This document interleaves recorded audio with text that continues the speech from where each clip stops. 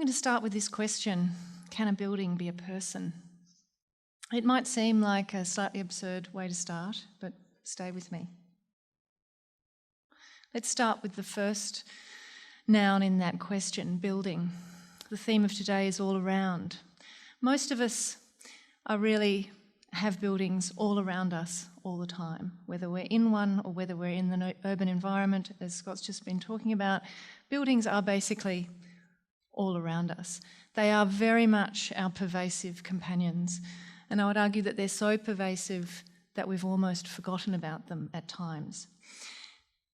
In the architecture school at RMIT, every year we interview about 300 aspiring architects. We have 3 days where we have this chance to talk to people who think they want to be involved in thinking about environments. I think I'm going to move this a little bit further away. What surprises me is that, and this certainly isn't always the case, is that the number of these mostly, admittedly, very young people who think that architecture is like an object that's on the horizon. And it's almost as if they've never experienced architecture before. When we try to get them to talk about the environments that they persist in all the time, many of them find it very difficult. Now, partly that's because many of them are young, but I think also it's because of a much bigger cultural issue, which is, in my mind, comes back to our anthropocentrism, which is pretty radical, I think. I think our culture is radically anthropocentric. We think everything comes back to the human.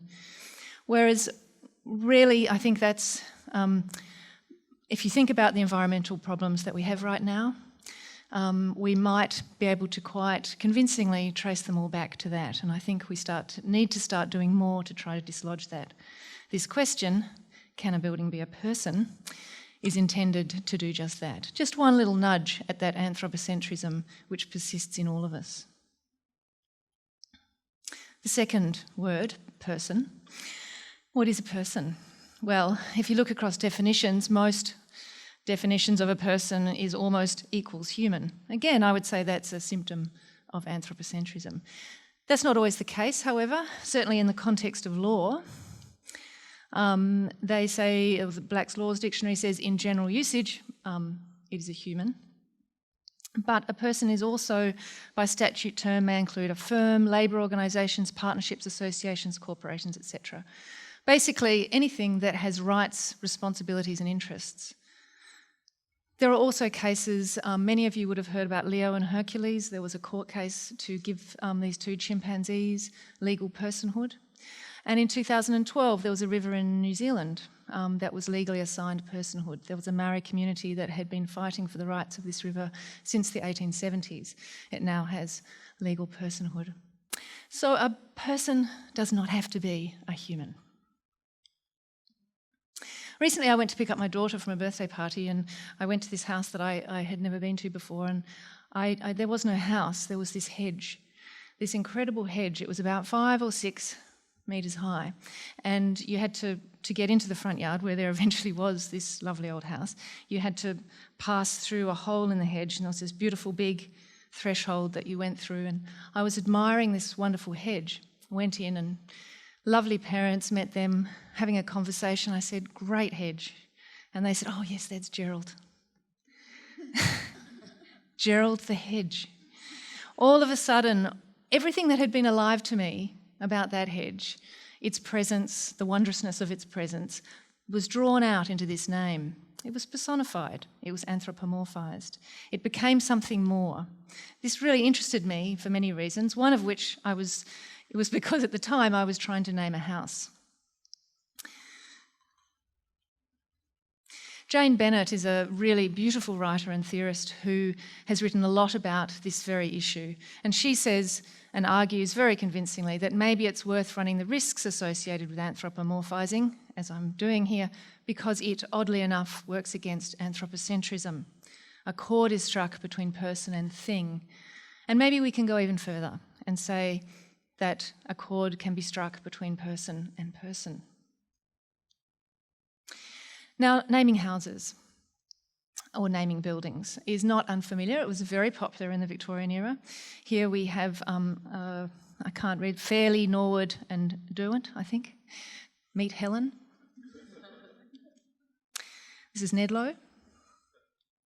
And two of my favourites, Leslie and Norman. I love the way that Leslie has a full stop after her name and Norman doesn't for some reason. Architects tend to name their projects. This is just a bunch of names I pulled out from the last round of architecture awards, either contenders or award winners. But they name them according to things that describe something about that house or that building. In this case, I all took houses. It's all something house. Now, I've been working on a project. It's an extension project, very modest, but very important to me for a whole lot of reasons that I'll just touch very briefly on today. And when I started designing it, I was calling it the downside up, outside in house, much in line with what architects do. They give them this name that sort of describes something. And I thought it kind of embodied quite a lot of complexity, that name, the downside up, outside in. There was all sorts of stuff that I was trying to do. But the more I worked on it, the more it just wasn't enough. It just couldn't embody or embed in that name, all the things that I was trying to do. So I decided I needed to name her. Eventually, here she is. This is the front of the house that I'm doing an extension on, and I've called her Avery Green. There are many reasons why she's called Avery Green. I won't go into them all today. But here she is.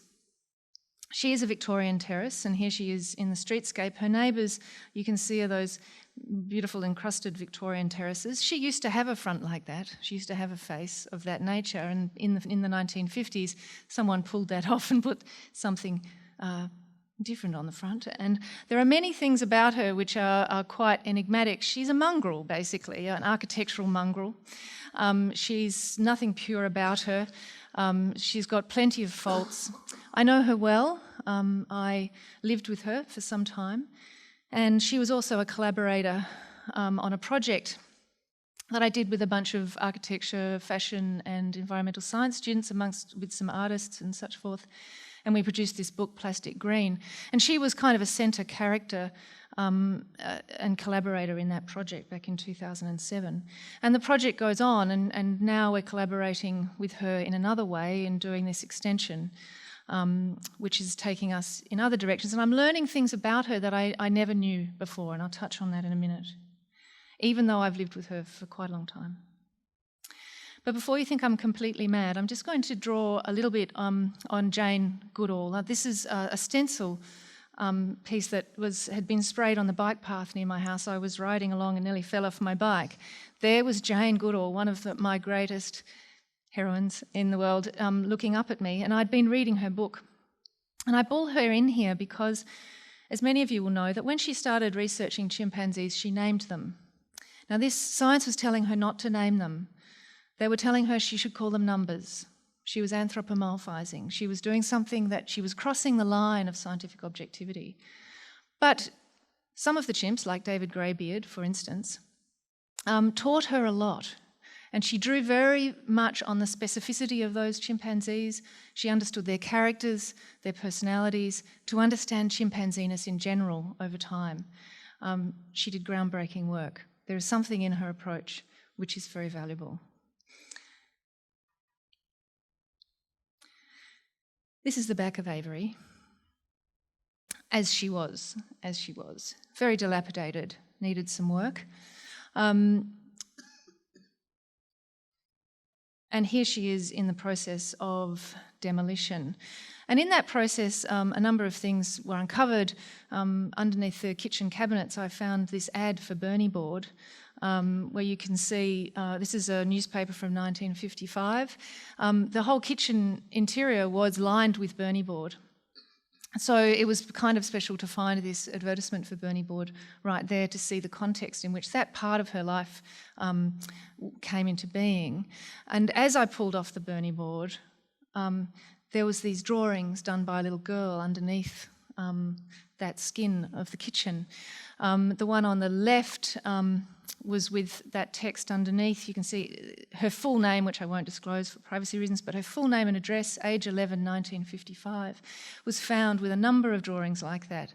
And the one on the right I found in the bedroom inside one of the drawers. So some little girl, who would now be 71, had drawn a whole series of little girls inside the house, and I never knew that about her.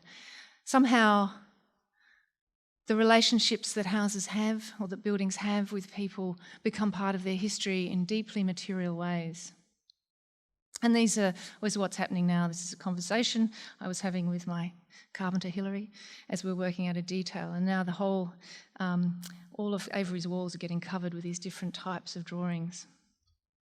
And this is as she was a couple of weeks ago. I'm not going to talk at all about the design for the extension. I couldn't possibly fit that into a TED talk. But only to say that it is I'm exploring this particular approach of naming her, of thinking of her as a person, and that is making a difference for me in the way that it's making a difference to my relationship with this place and with what becomes possible in thinking about how she develops. And I will now just draw as well on Jane Jacobs, who's a great, very important figure in architecture and city planning. She, this is her most famous book, The Death and Life of Great American Cities. She anthropomorphised the city in many respects. They have lives, they die.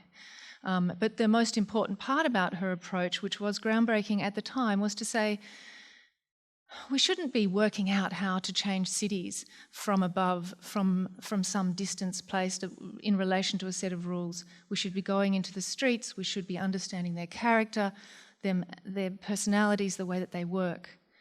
She was talking about this bottom-up approach in approaching cities, and that's the final chapter. You can see here the kind of problem that a city is, and I think that the kind of problem a city is the same kind of problem that a house is. And to quote from Jane Jacobs, and what is a habitat? It's an intricate, complicated web of interdependencies. And isn't that really a really nice definition of a person? An intricate, complicated web of interdependencies. There is no sharp line between one person and another. We are in ourselves, all persons are made up of these complex webs, and the relationships that we have by virtue of being that person is yet another set of interdependencies that are where all of our vulnerabilities and interests lie. Oh, my slide has slipped. It went a bit bonkers, I guess, in the translation. However, you might have noticed that the three people that I've been drawing on in my talk today to help me were all called Jane. Jane Bennett, Jane Jacobs and Jane Goodall. And what I'm trying to do through Avery Green and others is to develop something that I'm calling the Jane approach. You don't have to be called Jane to engage with the Jane approach, but it seems like a good name. If you're going to name a house, you should also name an approach, surely. Hopefully at some stage I'll have a book out called The Jane Approach, but you'll have to wait. In the meantime, I would really be interested if you could all think about going home and think about what name you might call your house, or the building you go to work in, or the building somewhere where you go to shop frequently. And just to touch a little bit back on what Sherry Turkle says in her TED talk about being alone, this is a quote from Jane Goodall in her 1971 book, where she'd been alone in the forest for a year. And she says she found herself saying good morning to her little hut on the peak and hello to the stream where she collected her water. Perhaps we're actually not ever really alone. And maybe that's why we need to be away from people sometimes, or our technologies sometimes, to get rid of all of that noise for a little bit and to understand that there are other kinds of lives and other kinds of things that we possibly should value a little more, and that perhaps the planet might be in a slightly better state if we did more of that.